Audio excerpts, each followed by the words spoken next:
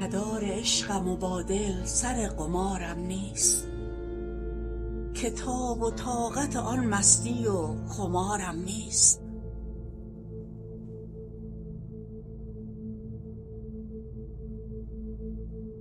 دگر قمار محبت نمی برد دل من، که دست بردی از این بخت بدبیارم نیست.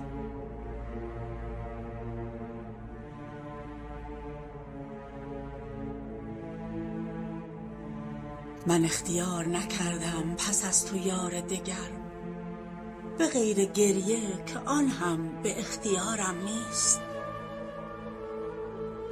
که آن هم به اختیارم نیست.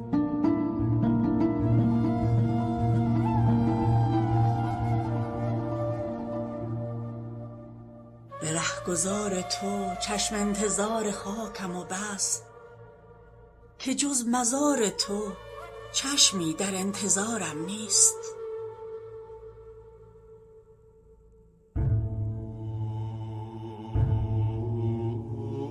تو میرسی به عزیزان سلام من برسان، که من هنوز بدان رهگذر گذارم نیست.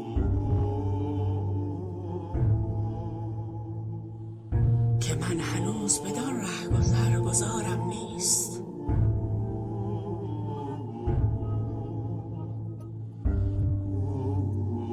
چه عالمی که دلی هست و دلنوازی نه، چه زندگی که غمم هست و غمگسارم نیست.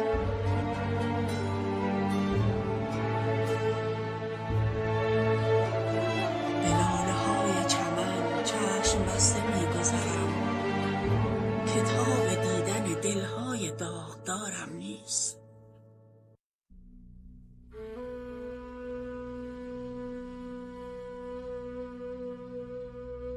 چه عالمی که دلی هست و دلنوازی نه،